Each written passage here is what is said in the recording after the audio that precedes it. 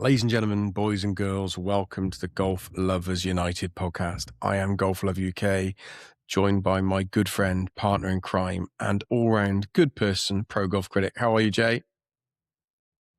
Doing well. Just wrapped up one of my highlights of the season, Live Golf Hong Kong, one of my favorite courses in world golf. It was a really exciting week. It's in both of our top 10s we've not played, isn't it? It's in both of our we want to play top 10, yeah. Easily. Yeah, people don't know that it's actually a 36-hole complex, and they play a composite course, kind of like how they do like Royal Melbourne, which they have 36 holes, but they kind of pick a select, 18 for like an ideal sort of tournament course. So They do the same at, Yeah. they do the same at Adelaide, they do the same at Walton Heath, they do the same at a few courses, don't they? Yeah. And I did see a couple posts where a guy, Don Boulay, was out there playing the other holes with some of the live reserves like Ollie like Ollie Snyder-Jans and John Catlin and Max Routliff. So it's good to see Dominator out there. We definitely miss him on the broadcast. Like, I understand things change, but yeah, it's good to have Dom in the booth for a little bit to talk about Hong Kong Golf Club, because no one knows Hong Kong Golf Club the way Don Boulay does. So shout out to Dom reckons he's played 2,000 rounds there. I love that. Yeah, he's been a member for like over 40 years. So, and he plays a lot of golf. So he's got like one of the course record, like the members course record. I think he shot 61 there. So it's good playing. That is good playing.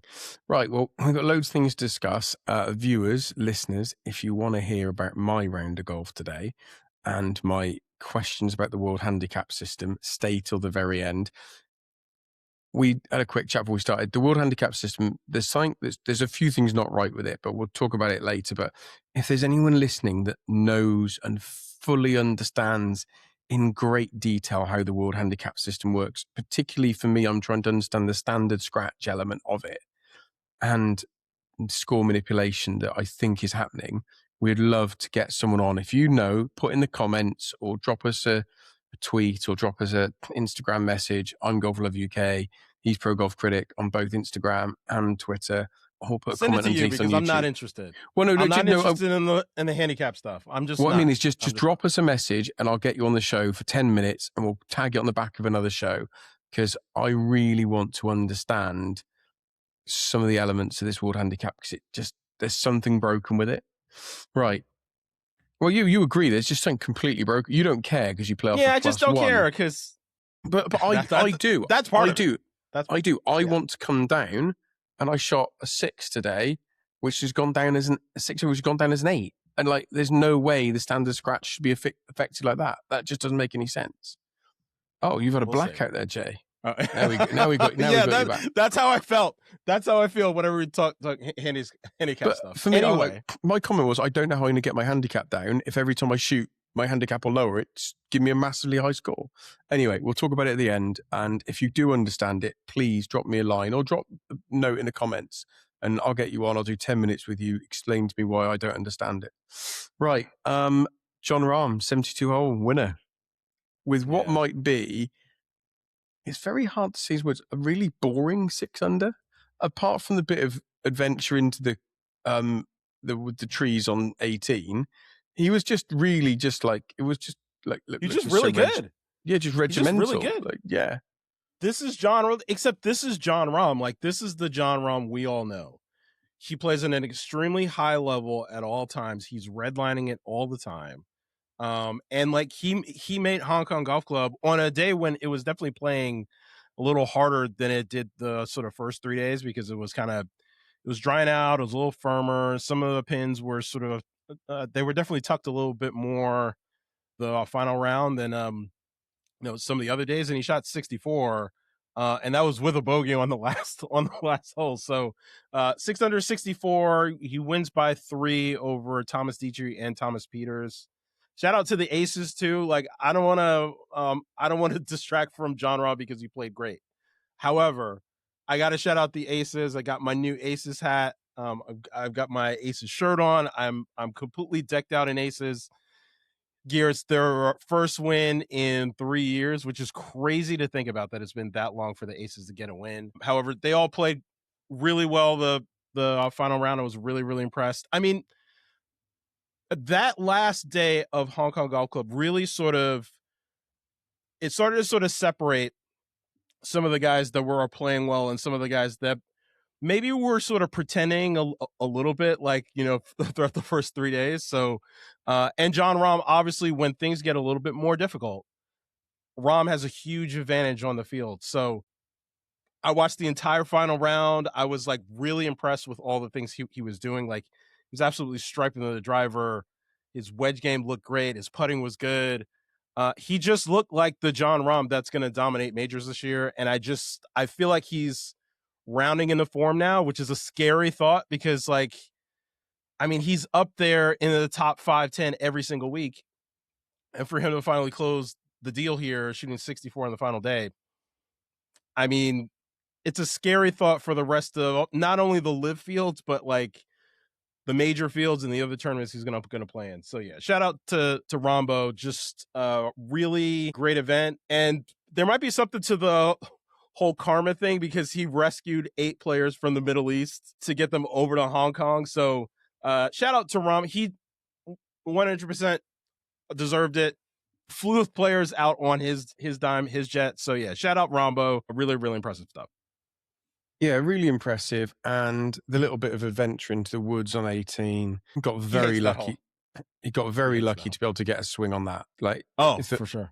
If the ball had been another 2 foot in, he's not able to get a backswing. So yeah, fortune favors the brave. Played well, and I think that it's worth mentioning that not only did he play brilliantly, but also brilliant performance from the 2 Belgian bombers. Thomas Dietrich is playing brilliantly, but Thomas Dietrich has brought another level out of Thomas Pieters. We've all known is great, but Thomas Pieters seems to be playing so well now. He's got his best mate with him, and it's a phenomenal. Yeah, it's people who want to ridicule team golf. Mind you, a lot of people that ridicule team golf are also posting stats about the TGL and history of the TGL. So I'm now taking those comments with a pinch of salt. Because they're employed by TGL, but that's another story. Well, not officially, but there we are. Anyway, the performance from Thomas and Thomas was superb. HV3 played brilliantly on day 3 to get himself right into contention. Amazing to see Matty Wolff get a top 5. Oh, really happy. Shout out Matt Wolff. Yeah, really happy about that. Yeah. The flusher's flusher. And Carlos Ortiz on day 1, I actually tweeted about it. I don't think, look, Munoz last year was brilliant. We've seen Scotty go on though. We've seen Scotty go on what I call the Scotty stroll, where everything looks super easy. He just hits a drive, hits an iron, puts it close, putts it. Like, we've seen players do it. You saw Tiger do it, obviously, but Carlos Ortiz's 10 under on the first day was some of the most easy metronomic golf I've ever seen. It was just, the word can't be boring because it was so good, but it was just so calm and hassle-free and so easy.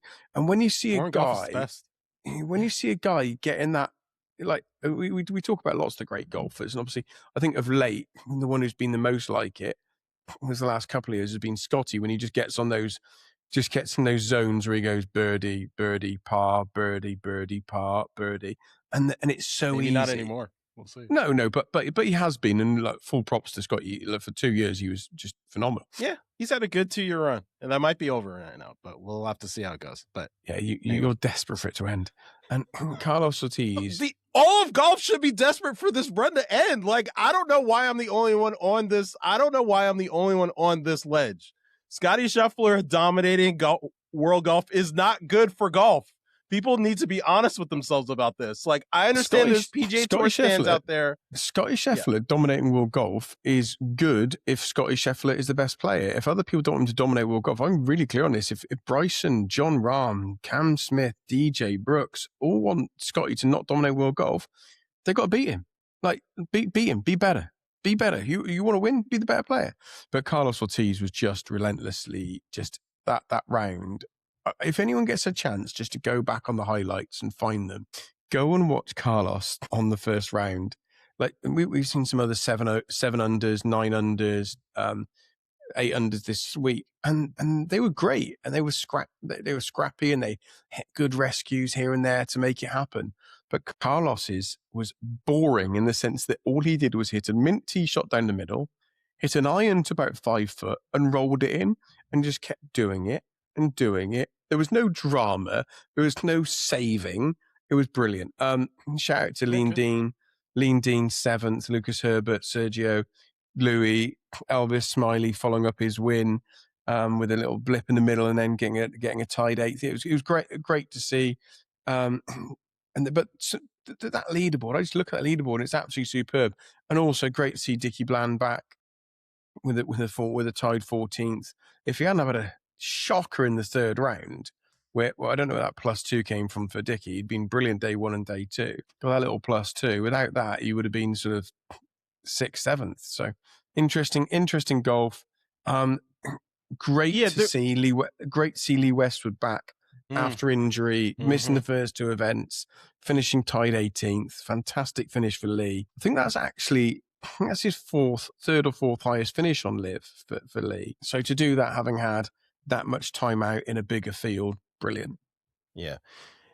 Yeah, we also have to sort of highlight that because of the OWGR this year finishing in the top 10, it means more now than it probably ever has. So Jon Rahm, he's been creeping up the OWGR all year because of the results. So he's currently at 54th. With this win, it should get him to sort of the low to mid 30s, like 32, 33-ish. It depends on some of the other results from around the world, obviously. However, he's elevating. Thomas Dietrich, this is one for people to watch the next few weeks. Thomas Dietrich, he was 70th in the world. With this second place finish, it should get him to about 57 or 58 in the OWGR. If he finishes inside of the top 50 the end of March, he gets into the Masters because he's not currently in. He's very, very, very close. So I've sort of calculated that if he has another second place or maybe even a third place or a couple top 5s the next couple weeks, I think there's a good chance that he probably gets inside that top 50. He's going to have to keep playing well, though. He's right on the cusp, and I'm not expecting him to get like a special invite or something. So no, shout out to him for playing consistently. Like he came into the season, like he was ready to go from day one in Riyadh. Like he's been playing well pretty much the whole year. So in the sort of short year that we've had. So yeah, shout out to him. And some of these guys are so low in the OWGR. Matt Wolff was one that I sort of highlighted. Matt Wolff is 2305 in the OWGR, which is crazy. I mean, he's obvious. There aren't 2,000 better players than Matt. This will get him his first OWGR points in a while. I don't think he's actually gotten any points since 2024 was the last time that he accumulated OWGR points. So I think he's going to move inside the top 1,000, which is like, you wouldn't think that that's a big deal, but it can be, and like hopefully gives him a little bit of momentum sort of going the rest of the year, because like Matt Wolff is one of those guys that's just like, I want to see him continue to play well. He's just so talented, and like I really enjoy watching Matt Wolff play, and when he's in contention, we're going to see him a lot more. So yeah, shout out to Wolfie. Great week in Hong Kong on a course that like it doesn't really suit his game overall. Like it's not really like a true course fit for him, but he's a good enough player that he can adapt, and he's going to play well wherever if he's actually playing well, and I think that he is now. So yeah, look out for him the rest of the season. And then we got a few players down the bottom. Again, we're not bashing players, but Sam Horsfield had a great first day until with 2 holes to go. He was top, and then he had the wheels fell off, and then never able to get it back. The only guy over par. Only got over par. Yeah, not good. Michael Assasso, look, young lad, early into his career, not yet found his feet, so to speak. Obviously, playing in the big leagues, a big difference. Ben Campbell, not a good one from Ben, although he's not been all too bad. Martin Keimer, had a week off with injury in the middle, but Martin's right down the bottom. We'll do the table in a moment. But yeah, there was a few down there. Danny Lee and Minkyu Kim from the Korean Golf Club, and obviously you've got Ian down the bottom, and then and then a big blip from Cam Smith, and some big names down the bottom as well in Cam Smith, Moronk, and Hatton, and Ben An hasn't really got going as he would wish yet.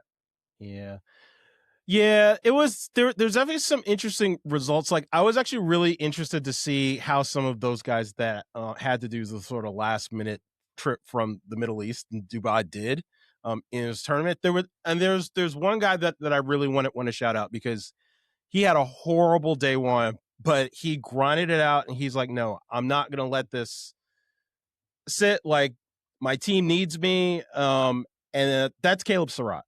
Caleb Surratt started out 75 first day, 5 over par. The next 3 rounds, he goes 16 under, one of the lowest sort of final 54 holes of anybody in the entire field, and he really grinded it out to finish T18, which like is a really good result for him. Like, it really is. And I mean, Legion was like, they were sort of creeping up there towards the end. They wound up finishing 3rd, so they were on the podium, but finished eventually 7 shots back of the aces. But that first round, like, I was like, I saw Legion in last place, and I was like, whoa, what the heck is going on? So it was mostly Caleb's sort of first round had a really bad round, really dragged the team down. But like round 2 through 4, like, he really shot up, like, he really came to play. And we all know Caleb Surratt is a high level player, and like, everybody can have a bad round, specifically with like all of the crazy stuff that sort of happened earlier in the week that like threw a lot of these guys out of rhythm. Like, shout out to those guys that were able to like really, really find their form in sort of less than ideal conditions, led by Thomas Dietrich, who we weren't sure if he was going to make it to this event, but he did, and he wound up finishing 2nd. So, you know, there were definitely some really interesting results, and this was one where like you know, some of the guys who played really poorly round 1, they really sort of started finding their form as the week went on, and as the course sort of firmed up and got more difficult, some of these guys really wound up elevating. So just want to shout out some of those guys. Like, I know that it was a really, really harrowing first half of the week. We weren't sure if a lot of these guys were going to make it. They all did. We had a full field, except for Phil Mickelson, obviously, who's still out dealing with a family matter. But great to see all these guys there, because like I tell people all the time, Live Golf, more than any other tour throughout the world, is like a true family, and like, they really do have each other's backs, because I mean, the last few years have been like being in the trenches with these guys, when like the entire golf world was against you. It's like all you kind of had was yourself and your team and the other players on Live. So yeah, shout out to all these guys. Shout out to Rombo again. I can't shout him out enough for helping to coordinate. Shout out Rom's agent, Jeff Koski, who was the one who was kind of like the mastermind behind this, getting the players out and sort of getting them over to Hong Kong. So yeah, shout out to both those guys. Yeah, so I think there was a comment that someone said, "Oh, John won because of karma," and yeah, could be, and great golf too. But yeah, but I felt it was just diminishing how well he played, because like, karma's a thing, but also karma isn't like okay, you're going to shoot 8 under, 6 under day 3 and 4. Like, well, do you know what I mean? Like, no, it takes some good fortune. Like, I mean, it does. Yeah. Like, it's, and when I think karma, I'm just thinking, you know, the fortunes are on the golfing gods are on your side. And like, look, he's finished runner up a lot of times in like top 5. Like, he's a mainstay in the top 5s. And for him to not win, it's been almost a year and a half since he's won. Actually, more than a year and a half. He hasn't won since 2024, and he was a mainstay in the top 3, 4, 5 every single event. And so for him to not win those and win this, it did take a little bit of good fortune, and he got it. So, you know, shout out to Rombo. What are your thoughts? We'll go through the standings in a second. I don't want to go too long on this, but there's the Korean Golf Club and the Majestics on the standings, not on the team performances. Like, Korean Golf Club 13, Majestics 12, High Flyers 11th, Cleeks 10, Range Goats 9. Look, you can let's take the Range Goats out of it, but at the minute, pretty much you can guess what the bottom 4 is going to be at the minute. It's going to be Cleeks, High Flyers, Majestics, Korean Golf Club. Like, there's they all look to be a player or two players short. Yes, I understand Phil's not playing for the High Flyers. I understand that. Of course I do. Yeah. But in general, when you look at the standings, it's Korean Golf Club. Overall standings, Korean Golf Club 10, Cleeks 11, High Flyers 12, Majestics 13. They're all a player short. They're all a player short. No doubt about it. Either a At one least. or they're all a star short, aren't they? That's the problem. Yeah. Mm-hmm. Yeah. Take their like bottom player, take their fourth out and put a solid one in, then all of a sudden it's very different. Or just have two twos. I'm not bashing on anyone, but the league, if you want, the league's got to be competitive. And I know as well as you do that Ian, Lee, Sam, Laurie, they're all trying their hardest on the Majestics. We know the High Flyers are. No one goes out there trying to shoot bad scores. Effort's not the issue. Effort's not the issue. But the construction of the teams for some of these is some of these teams that they're missing. They're just missing a number one. That's you could argue that actually a lot of those teams have got some good twos and some good threes, but the twos playing as a one, the threes playing as a three, the fours playing as the threes playing as a two. We'll talk about the individual bit, but and the individual actually reflects a lot of the team standings. There is some there does seem to be a big drop off at the moment in those four versus the others. Yeah, for sure. And we know, look, we know all these teams were recruiting players in the offseason, and particularly two of these teams had very high level players lined up that unfortunately fell through. And when it comes to Korean Golf Club, I'm talking mostly about Siwoo Kim and Sung Jae Im. They were both in conversations with Liv. It didn't work out for a variety of reasons. And then the High Flyers were in very, very deep discussions with Akshay Bhatia, who's playing well this week at Bay Hill. And if you were to transport those two players onto those teams, like, they would be elevated immediately. They just would. So, I do have concerns about some of these teams moving forward, and like if they are going to be able to land the players that they want. And this isn't to take anything away from Michael Lasasso. What about not just landing the players they want, but having the space to land them? Because let's say, ignore Michael because he's a young lad. I know Brendan came 24th today, but Brendan's not exactly been brilliant this year so far. And so but if you had the extra space, it should Lee in. Is there one landing the players is important, but if you've got those players on the team, there is a very much a temptation to go, okay, well, we're going to run it back because we're all going to play better and things are going to improve. We're putting a lot of effort in, and like no one can deny the Majestics' effort levels are ridiculous. Like they are giving everything. Yeah. But while you've got a full team, so to speak, if you've got a full team and it's not performing, then yeah, I feel like this is where having like a really great GM really makes a huge difference. And you also have to look, the Korean Golf Club, even though the results haven't quite been there yet, they made some very, very difficult choices in the offseason, particularly with, you had a captain, Kevin Na, who was, all indications were coming back. And because of the changes made to the team, they felt like they had to go in a different direction. And, he got stripped of his captaincy and he's not on Live anymore. And now he's playing mostly on the Asian tour. Except he is, quick Kevin Na update.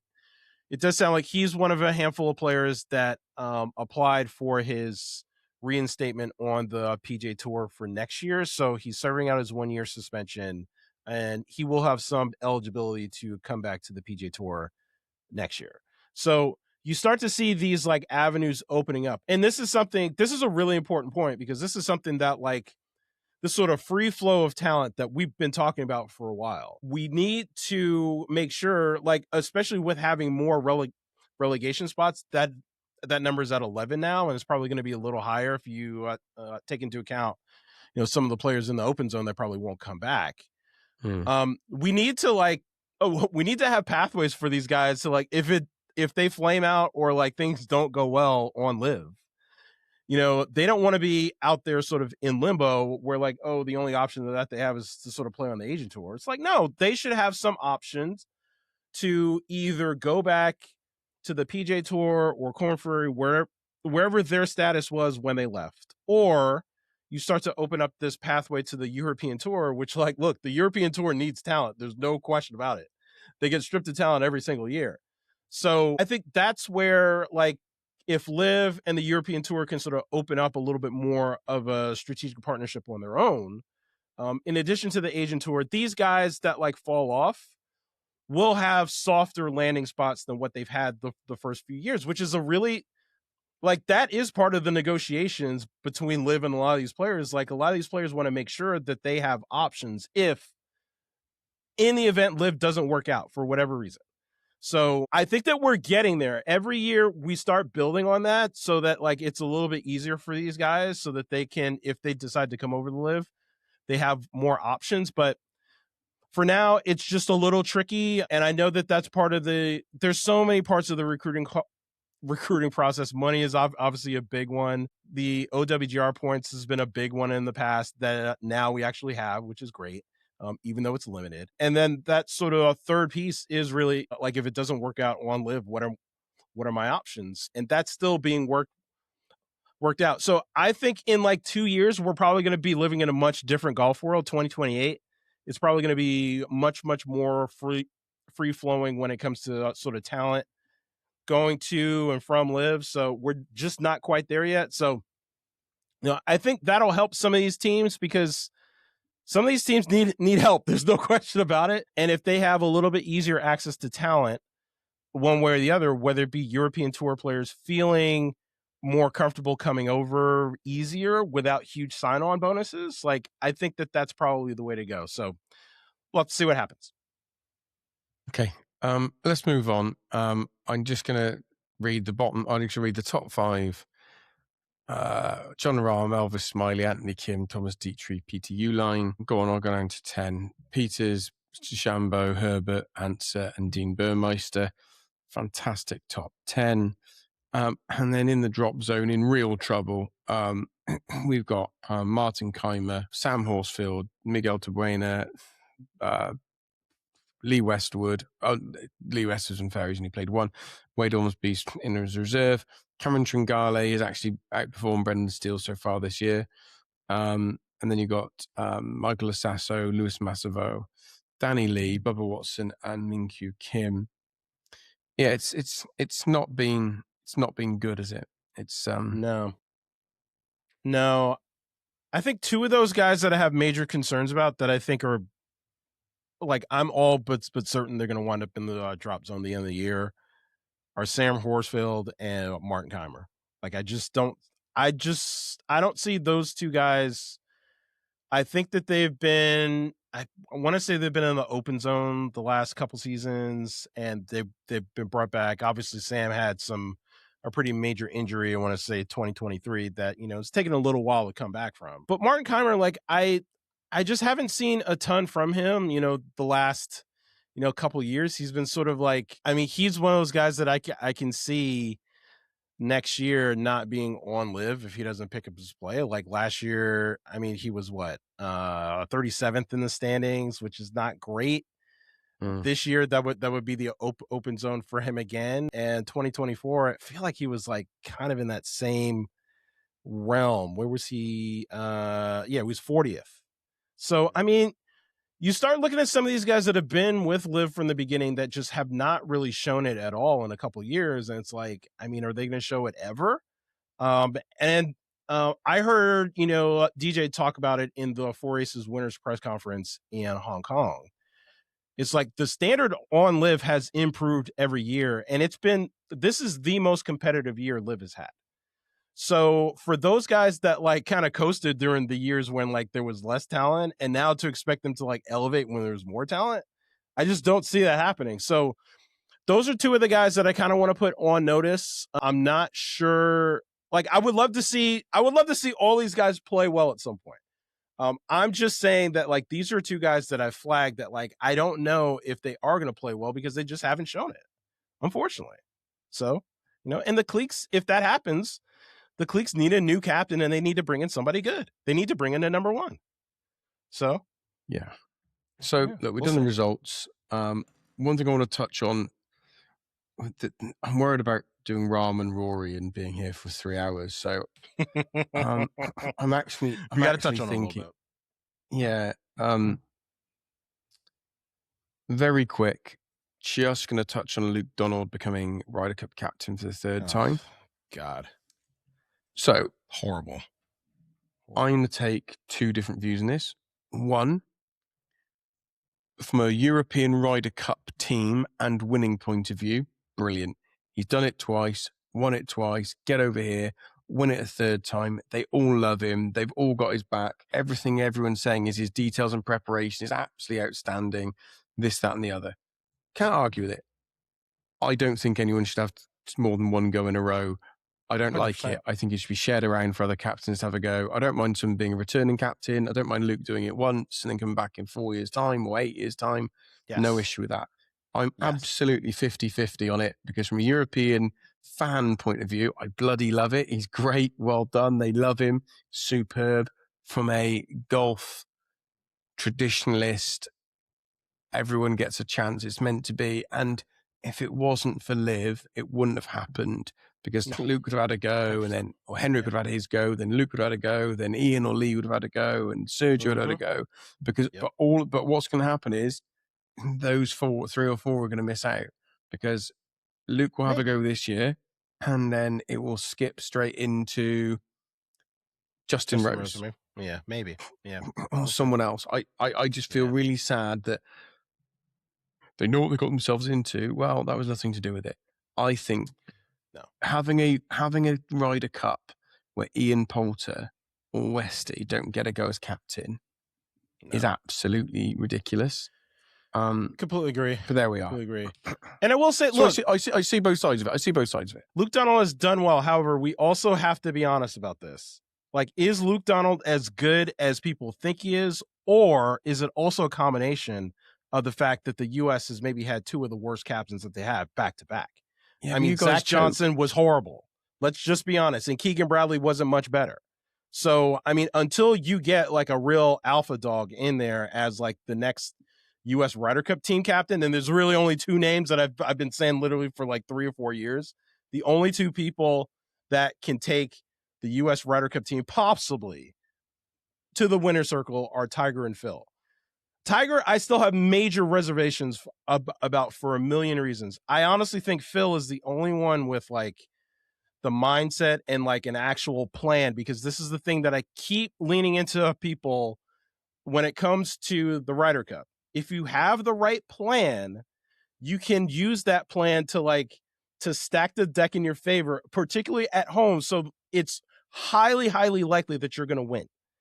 Unfortunately, U.S. team has abandoned that plan the last time at Bethpage, and they lost. So Zach Johnson could have done things a little bit better in Rome. Obviously, I don't think we need to recap that any further. Like, was not a good leader. And I think that, honestly, the U.S. team is more impacted by the live stuff than the European team is, because the European team has, 2 of their core players that have played the last few Ryder Cups are on live and are playing well on live and in majors. And I feel like the U.S. team still has that like little bit of a governor on it that like they don't want to take too many live players. Like Bryson, he got in because of obviously he's playing the majors, but like if you really want to win, you got to have the right players on that team. And I just don't think that like whoever the U.S. picks or has picked the last couple times, just they don't have the right mentality. And like I just don't think that the U.S. team is like no matter who they pick this next time around, unless it's Phil, I just think they have no chance of winning in Ireland. So like Luke Donald's going to go to 3-0, and it's like, is he really that great? Like I can't say for sure. So because the level of competition hasn't quite been what it needs to be, and there is this like lingering thing about the European team. Are they going to have Jon Rahm? I think that they are going to have Jon Rahm for the next time. I just can't see them not bending over backwards to make sure Jon Rahm is teeing it up at Adair Manor in a year and a half. But we'll have to see how all that goes. But yeah, Luke Donald, he got lucky that you know, they don't have a very deep bench as far as like non-live potential captains go. So, and there's still this like little bit of an issue between the European Ryder Cup team and Live Golf that they just need to figure this thing out.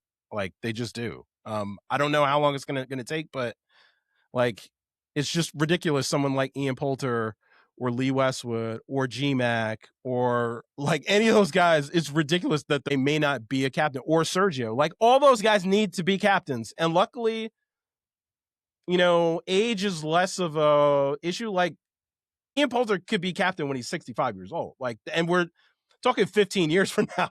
So like, I think that there's still time for a lot of these guys. I just want to see them close the book on this sort of schism between Live and sort of figure it out, because like you guys are going to be better off if you just like, you have more of a clear pathway and like you just put some of this stuff, you just let some of this other petty stuff go. So anyway, I can talk about this stuff all day, but I'm going to cut it there. Right. What I really want to do is I want to talk a little bit about the Rory stuff. I want to talk about some of the Jon Rahm stuff, but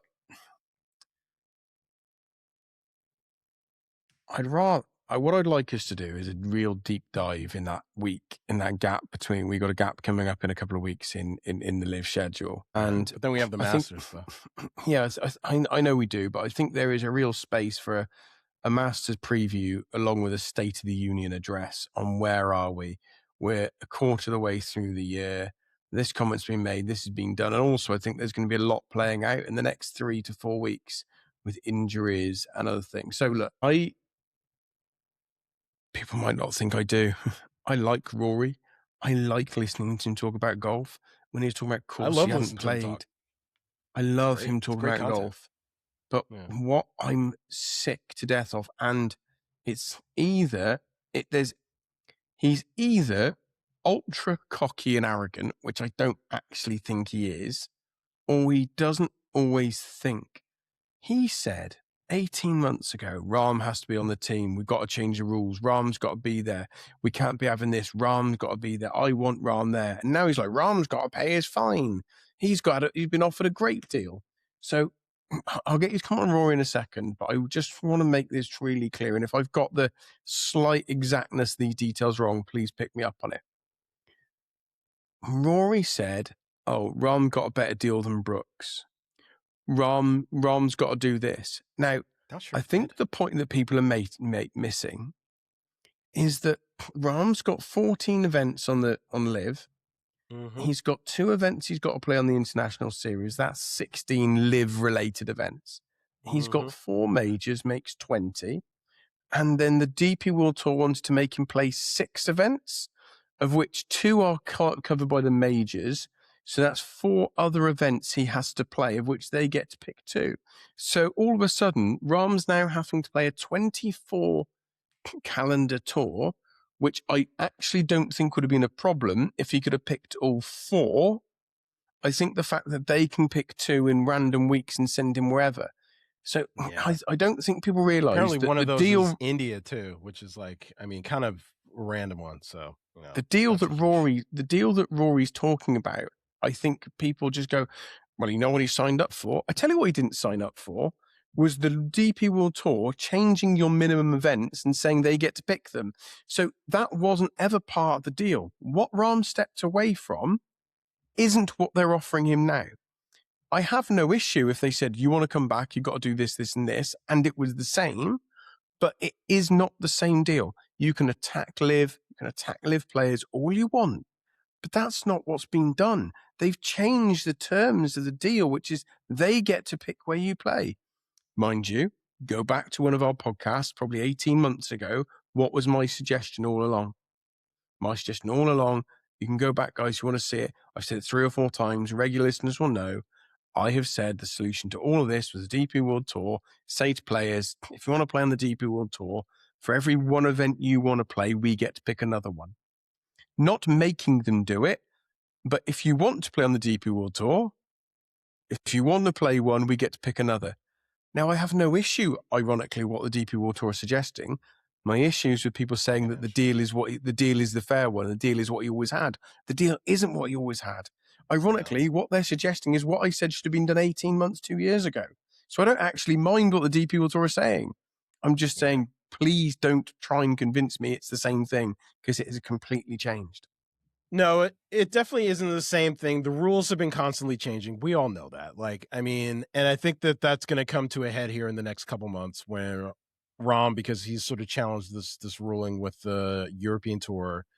They have this arbitration that's going to happen before the summer, and this will be resolved one way or the other. So, and it, from all the legal analysis that I've heard, it sounds like it's going to go Rahm's way this time, as opposed to all of the European Tour players that challenged it in the arbitration in 2023. The situation is totally different. And now Liv is officially part of the OWGR. Liv has had these sort of partnerships with the European Tour, and like Liv has established itself as like one of the premier tours in the world, rather than it was a fledgling series when this thing first came up. It wasn't, they didn't really have that many rules even at that point. So like, I think that the obvious solution to all of this is like, you know, the Asian Tour and the European Tour and Live Golf just need to coordinate some co-sanctioned events. Like, there's a handful that they could very easily co-sanction and get a lot of these guys to play in. Like, the Hong Kong Open is like a perfect example. Hong Kong Open used to be, a lot of people don't know this, Hong Kong Open used to be a European Tour event. It used to be co-sanctioned between the European Tour and the Asian Tour.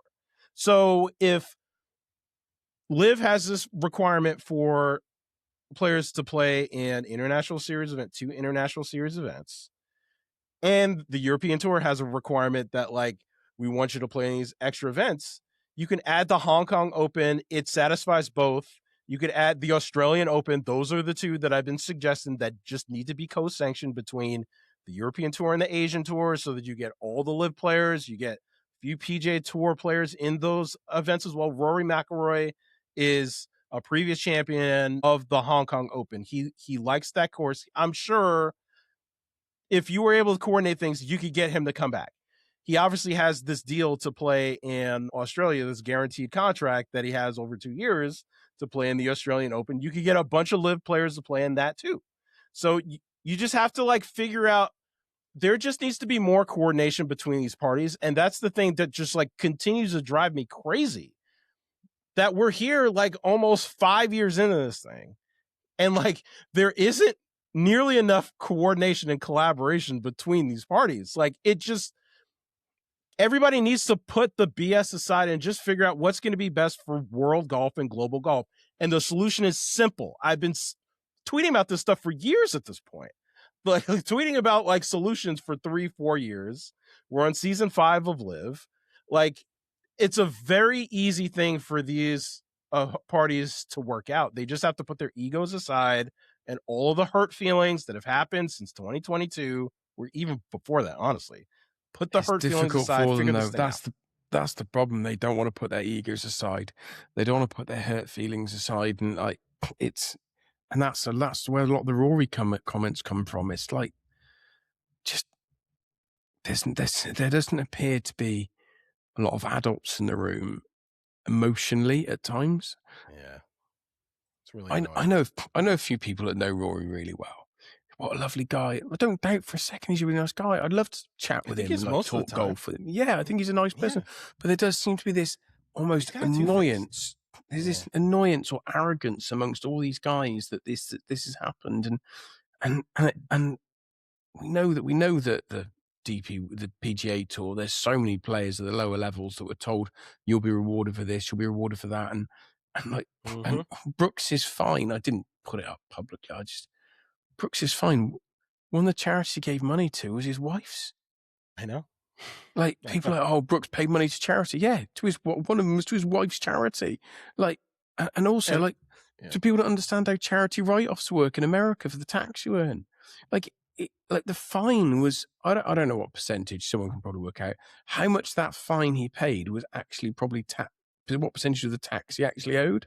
So let's say it was a £5 million fine. It's $5 million fine. How much of that was tax he was going to have to pay anyway, and how much of it went to his wife's charity? I'm not begrudging that. It's great money went to charity. But Yeah. if I was a lower It's a level worthwhile charity. I'm familiar with the charity. yeah, So, if I was a lower level PGA Tour player, I'd be absolutely raging. Because if I know that, if Ben Sayer in North Bristol knows that, then damn sure the PGA Tour players know that the fine was actually a lot of tax, offsetting a tax, and his wife's charity is one of the benefactors. yeah. No problem with it. But I can understand why it would piss off people that were told they'll never be back, and all of a sudden he's back, and you watch P. Reed walk back in August. Like, it's not. It's They're going to have not to get over cricket. that. They're going to have to get over that because it's going to get a lot worse for them. It's going to get a lot worse for them. Well, if what I'm being told is true and you're being told is true, they is really basically PGA Tour is going to go to a 40 to 60 person mini tour with a PGA Tour at the bottom, a bit like Live. Oh my God, Live Mark II, and there's going to be it's not going to just be 8 signature events. It's going to be 14 schedule.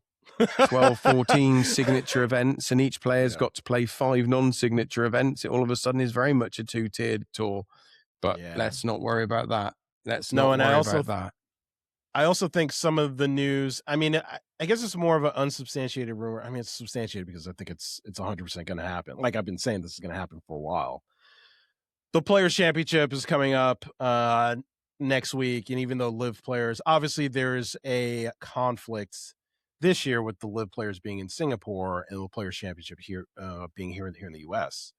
Seems to be next year, 2027, the way that the schedule is coming out, because Hong Kong has been rescheduled for 2027 to be a little bit earlier in the year. It's going to be in February instead. And also the Australian event, Adelaide, is going to be a little bit later in the year in late March, which would technically be after the Players. So I keep hearing that because the Players Championship and the PGA Tour, they've been on this media marketing campaign about talent. Continue to say, oh, this is the best field in golf. We want to make it a major, all that stuff. Well, guess what? Like, it's not going to be a major until you get all the best players in the field and you figure out a way to do that. How do you do that? Well, the best way for them to ensure that they continue to have the best field in golf is to invite the top 100 players in the world. And when you have a good swath of those people banned, it's not going to be the best field in golf. So with Liv getting OWGR this year and next year, I think that the OWGR is going to start to normalize a bit. Will it still continue to be skewed going into 2027? Yes. However, I think that there's a very good chance, whether it's 2027 or 2028, remains to be anybody's guess. The PGA Tour is going to find a way to invite certain Liv players, particularly the ones that are in the top 100 of the OWGR, into the Players. So I'm still not entirely sure if that's going to be next year because they still have to figure out this schedule. And I know there's like all sorts of shadow conversations going on behind the scenes between Liv and the PGA Tour. I think most people probably know that at this point. Like we've been talking about it on this podcast from the beginning. So, so I think that that's something people need to keep an eye on. And I think it's something that I think it's going to happen sooner than later. And I think that a lot of these hurt feelings from the PGA Tour crop, like they just have to put it behind them. Like there's been Wyndham Clark's made comments, Hideki's made comments about, the fact that they're not that happy about Brooks being back for a variety of reasons, because they were threatened before they left, because they both had opportunities to come to Live and make a mind-numbing amount of money, and they couldn't. And now it turns out, if you had done that, there were also going to be a path for you to come back to the PGA Tour as well. So, and unfortunately, you snooze, you lose, as they say. A lot of those guys have snoozed and lost. They will never be able to get that money back again. However, and it turns out there's going to be a coming together at some point too. So it's like everybody just needs to put the egos aside. It is what it is. You made your choices. You made your bed, as they like to say. This is how it's going to be moving forward, and it's going to continue to blend. And like these lines are going to continue to be blurred over the course of time. We've been talking about that for the longest time. It was always going to be how this thing played out ever since SSG got involved in the PGA Tour. And now the PGA Tour is beholden to a SSG. This is what SSG wants, and that's how it's going to be. So deal with it. That's fair. Let's I want to do a bigger dive into the Rory Rahm stuff. I feel we've actually covered it really succinctly there. Yeah. Yeah, it's not much else to really add. I mean, by the way, Rory's got an injury. He possibly can miss the Players. yeah, it's a A back lot injury. of people making a lot of this, right? I'm just going to say it. I did. Yeah, it's big. Well, back injuries for golfers. There's nothing more scary. No. They were trying to make out it was something it wasn't.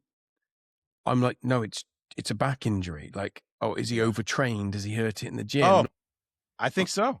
I think that might be part of it. 100%. I'm very doubtful of that. Rory's 37 years old and swings out of his fucking boots. Like, do you mean that it's if you put he's never swung it faster though. And in the immortal words in the immortal words of Shaquille O'Neal, 37 ain't 27.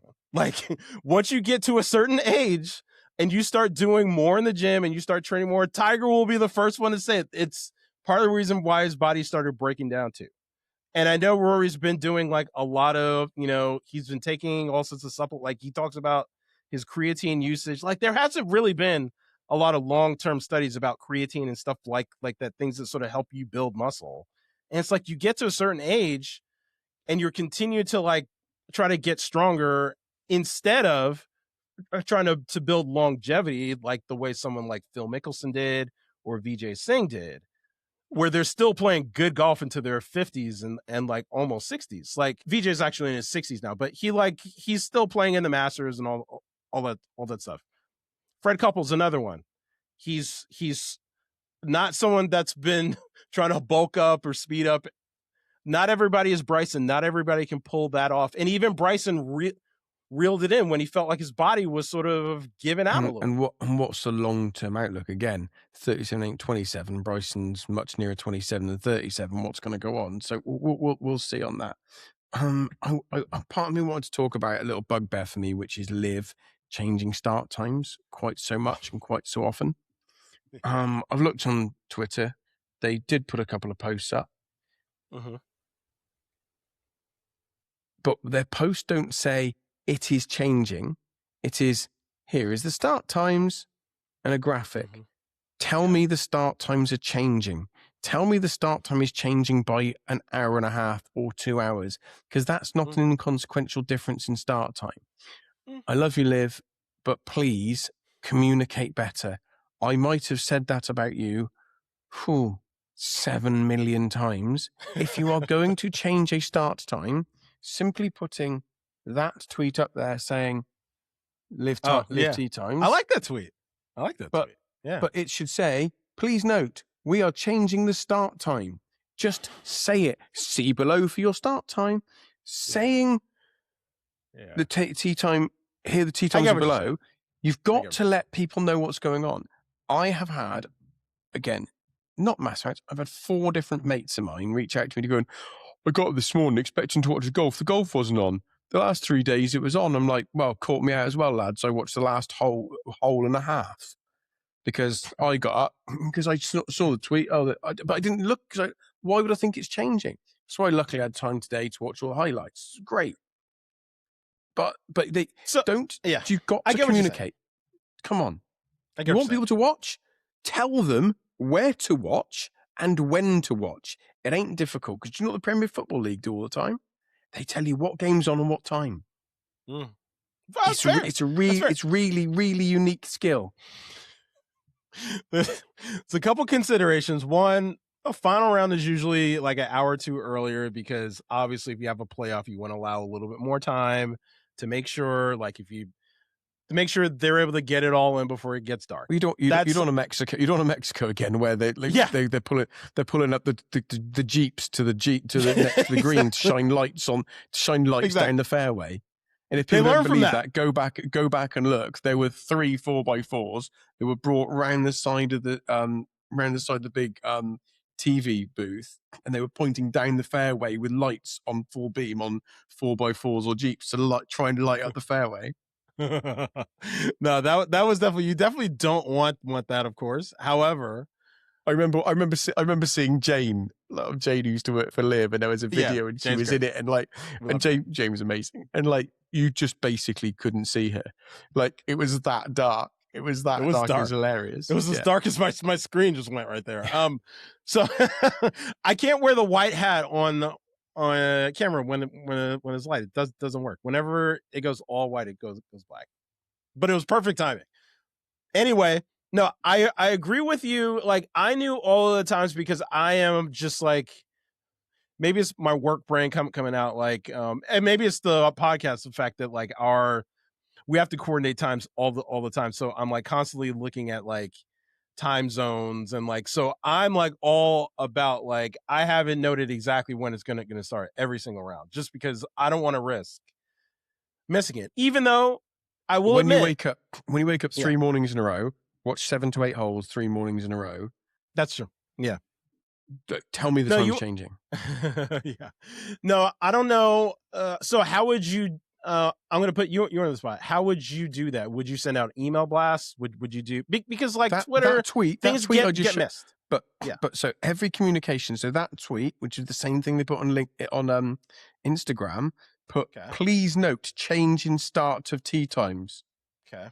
Because then you'll look at the picture, send an email out to everyone on the app where you check it, like app big notification. Red line. That's a good idea. Tee time tomorrow, 2 hours earlier than it has been every day.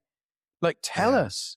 Like, you just that tweet's really simple. In that tweet, the little sirens, tee times tomorrow are earlier. Please see graphic below. Email. Look, I love Liv, but I get 55 emails off them a week. Like, surely they can send one which is subject, not HSBC Hong Kong communications. I don't care. Like, I read it all because I love it. But what I want to know is the subject. Tee times tomorrow are changing. Just put them up. Or I think because there are a lot of viewers that are not on social media, except pretty much every hardcore viewer of Live has the app. I think sending out an app push notification makes a ton of sense. Before, just do it all. Just do it all. You've done the tweet anyway. So when you've done the tweet, just put the sirens. Don't say hope you're looking forward to round 4 of Live tomorrow. Put breaking news, tee times changing, round 4. It's exactly the same tweet. That wasn't breaking news though. Like, this is what they've had planned for a while. It wasn't like they like last minute. Moved but just let the people know. Send the email out. Because some people on social, you need to some spam people aren't. people with it. I hate saying that, just so we know. Kind of do. Or do you know what they didn't do at the end of play yesterday? Because I was watching it sat here on this exact seat at that screen. Did they tell me the tee times are going to be different tomorrow? Did they say come back and join us 2 hours earlier tomorrow? No. Tell me on the broadcast. I'm watching the broadcast. Tell me. Yeah. The last 20 minutes. The last 20 minutes. Yeah. Ferrety, in the last 20 minutes, Ferrety and whoever else in the booth, Arlo, could have said, don't forget, guys, tee time tomorrow is an hour and a half earlier. Right. Do it. How is because they've told me 45 times how much the partnership with HSBC matters. Yeah. Are they saying that because you guys get the post game, the TNT post game that we don't get? Yeah. Are they sharing any of that information in the post game? Like, are you? Look, I watched 5 minutes of the post game. Okay. I watched 5 minutes post game, but start with it because that's when your viewers are there. Or it needs to be in the bottom of the screen or something. Yeah, or Ferrety and Arlo. Tell us. Yeah, that's fair. No, I think over communication when it comes to we're so excited to be going to South Africa, and we're so excited to be going to South Africa for the inaugural South Africa tour. You've said that 485 times. So maybe you could mention once the tee time's changing. Anyway, that's also my fault for not checking properly. Right. We're drawing to a close. I got to text you that information. Yeah. We're drawing to a close. The viewers want to hear about my round. So I don't know how many do, but yeah, I will humor you. And we're just going to finish with this. Me and my partner, we're 1 up on the 18th. So with Dormy, we can't lose. My partner puts his in the trees. Ideal. He's out of play. Our opponents both hit him down the middle. I lace mine down the middle. Lovely. The one guy I'm playing hits it onto the green from 145 yards, hits it to about 18 feet. I step up, 143 yards, pitch and wedge in hand, stiff it to 4 foot. Lovely stuff. Off we go. Sometimes golf. I think I know where you're going with this. No. We won it easier. Golf feels okay, so. good. Yeah, golf feels so good. When you Best. blister a driver down the middle, then stiff a pitch and wedge to 3.5 foot, like it just feels. And you know it. We've all been there, and the viewers know. You a lot of time we get good shots which turn out good. We've hit them quite well. They feel good, and they're 1 out of 5. The second you've hit it, you've gone. That's perfect. You just know. There's loads of shots. I had a couple today which end up being brilliant. They felt pretty good. They turned out to be really good. But where that 1 in 5 where you pure it, you don't even feel the ball on the face contact because it's just like that. Yes. Oh God. The best feeling to me in the world is actually 2 consecutive shots. If I'm on a par 5, and this happened with Jon Rahm, I posted it and people loved it because the sound. If you haven't heard it, go to my Instagram, go to my Twitter. I posted on both. The sound of his 4-iron on that par 5 13th on the back 9 in the final round, 4-iron from 243. It was the most flush. I don't know what they did with the audio there, but it was just like when I saw it live, I was like, oh my God, the acoustics was just like incredible. So when you get on a par 5 and like you strap a drive down the middle and you have like some sort of a long iron into the green and it's like you flush that long iron and like it comes off the exact way you wanted to come off. Like that just happened to me when I was in Florida really quick. Played the 7th hole, Isleworth. It's a par 5. It's probably like 540. It was my best drive of the day, probably 315 right down the middle. Had a 4-iron left. I was kind of playing conservatively, but I was like, in the back of my mind, I'm like, no, I'm going to flush this thing. Because I had to sort of carry it like 220 to get to the front part of the green. I carried it on there 10 feet for eagle.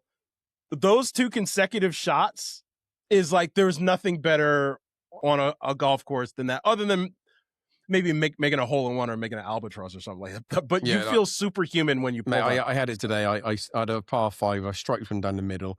Then I hit a 4 high. Then I had 228 to the flag. Hit my 4 hybrid to about 30 foot. It's just like, this mate is so good, isn't it? So anyway, ladies and gentlemen, if you any of you understand the World Handicap system, I need to know why today I recorded a 6 over, which is my handicap, and then it gave me a differential score of 8 and showed as an 8. Someone I looked it up and it said, well, that's because the standard scratch of the day versus everyone else that played. So so ignore my handicap. I don't understand how a 6 today was worth an 8 because that's not related to the course handicap. That's to do with the standard scratch. Right. And that's saying the course was playing 2 shots easier. Is it 2 shots easier? Is there a different fraction it's playing easier? If you understand the World Handicap system, I've got ADHD. I'm not reading the 700 pages on their website. If you can break that down into 200 words, I might read it. 150 definitely. But if you want to come on the podcast, I will interview you. Jay won't be here. I will interview you. And but a lot of viewers might like it. I'll interview you. No, I get it. And you can explain it to me. I get the appeal. And we'll tag it on the back of another episode. So there's an invite to anyone that understands that and can explain to me. Because in my mind, the course was playing tough, and seeing and talking to other people that are playing around us and their scores, they certainly weren't putting in scores to drag the standard scratch down. So is that people lying about their score? Because that's what I want to understand. How many people are lying and saying they've had a better round than they've had? I don't think it's we played at a slightly tougher time, because actually we probably played in slightly better conditions than people. Really? Because it started to dry out in the afternoon. Yeah, it dried out in the afternoon for us. Okay. So I actually think we had the better conditions. So does that mean people are lying about the score and putting false low scores in to drag that standard scratch down? That's the question. If you know the answer, let me know. Get in contact. I'll interview you for the podcast. Do 10, 15 minutes, and we'll put it on as a bonus to end of another episode. Right, that's that done. Yeah, the handicap system is there's always been, like, I've been biased against it because, like, I play club competitions, and like I've just basically opted out of any handicap competitions because when you're a +1 and like some of these tees that we're playing, like I'm basically going in my course handicap's like +3, +4. So if I shoot 68, that's basically even par for me. Basically Bryson on some of these courses, it's like, it's a par 68. No.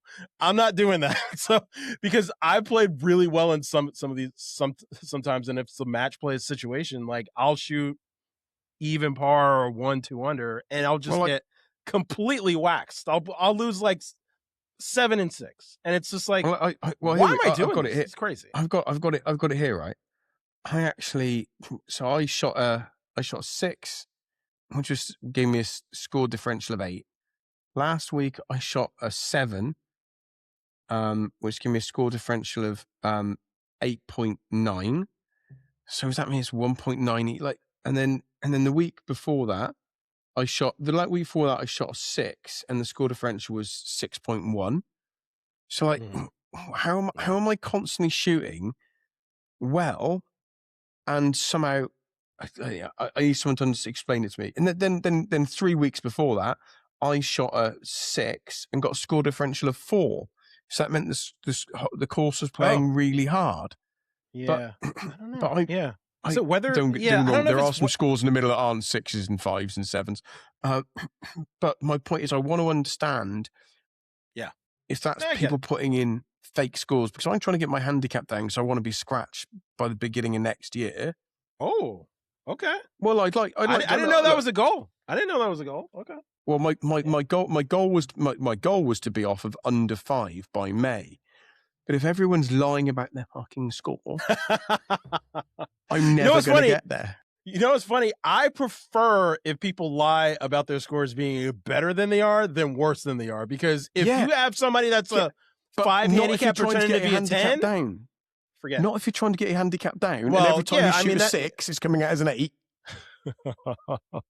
Well, if you're playing mostly at a club with people faking their scores, maybe you need to find another club. But that's another. I don't want to bash. I don't know anything about Manor House. So. You're right. I've actually seen, though, I've been speaking to a few other people, and they've said they've seen it other places. I think there's a lot of score manipulation going on. They're playing with their mates. They're signing it off. No one's putting a card into a club anymore where it's actually registered for a tournament event. Their mates are signing it off. Yeah. That one of my friends the other day, good mate of mine, he played with his mates. He played in the scramble, and he put his score in. It's a scramble, mate. What? I said, how many tee shots use other people? He went 4. It's like, he said, well, we all agreed we'd just we'd add 1 extra shot on each to make up for it when we finished. No, what do you mean you all agreed? No. But Jay, this is hot common. I was speaking to a guy I'd never met before 4 weeks ago, moaning about this in the clubhouse, and he said that he played with 3 other blokes. He was like a random single at a different club, and he said they all put scores in, and they were all doing like 3 foot, 4 foot gimmies. Oh, and they were all putting scores in. Yeah, that's tricky. And like I looked at I got a ChatGPT to do it. The handicaps from the World Handicap system of players with a handicap under 15. How many more have come down underneath that? I think there is something that's happening in golf society where then their mates are signing off this score, that score, this score, that score. That might not be right. There's a lot of new golfers out there that didn't come up the same way we did. I played the bloke in August or September, right? He didn't ask me to test his score because I wouldn't have done it. We had a really nice round, really nice bloke. He put his score in, and on the first, he had a breakfast ball. Well, now, I mean, that's not the end of the world. But not if you're putting a fucking handicap in. You can't hit it 40 yards left, have a reload, and put a 4 down when it was a 6. If you're playing as mates, that's fine, but not if you're going to put it in the actual handicap system. I get what you're saying. I mean, I think that the egregious thing is, I'm fine with a breakfast ball. The problem is if you're doing it at multiple times during the round, and then you're really manipulating. So, that one's a tough one. Like, if you haven't warmed up, and it's a little, get there earlier. Yeah. Or don't put a card in. You don't have to put a card in. If you don't have to put a card in, no obligation. Anyway, we got to go. It's late. I got to be in London first thing tomorrow. Nice, mate. 2 days this week, 3 days this week, 2 days next week, 2 days in Bournemouth as well, 3 days in London the week after. The wife from Net, she's delighted. She'll have to see me. No, London's a great city. San Francisco is a great city. I'm spending a little bit more time in San Francisco, and I figured out I just love various cities in the world and seeing the differences. It's part of the reason why I want to go to Hong Kong too. Jon Rahm talked about it in his presser. Hong Kong, one of the great cities, not only for golf and like that golf course, but just like culturally, one of the great cities, just like London, New York, San Fran, LA, a lot of places that I've actually lived. So I'm very, very fortunate there. But yeah, so it's good. All right, ladies and gentlemen, we got to go. Wait, what? Shot scope. You got to give it the shot scope thing. Oh, we could do the shot scope thing. Oh, I tell you what, I did. One time out. I thought you were gonna build it into your thing. I thought you were gonna build it into. Okay. Yeah, well, that's what I knew. It was 143 yards. Your shot scope. My mate Tom, who lives next door, right? He would 4 or 5 weeks ago played. He wouldn't believe I've zapped it, gone 158, and he's gone. Nah, I got 154. I'm like, whatever. Anyway, next hole 170. I got 172. He's got 168. Anyway, I'm like, right, okay. We know exactly how far that point is away. Let's both measure that point. Measured it. His scope, he got a cheap one off Amazon. It's not a percentage difference. It's always 4 yards shorter. That's not good. So if you're zapping 30 yards, mine says 30, his will say 26. If you're zapping 240 yards, his will say 236. It's absolutely brilliant. Anyway, shot scope. Go to shotscope.com, golf lover at checkout for 15% off. That's it. Right. Ladies and gentlemen, take care. Bye-bye.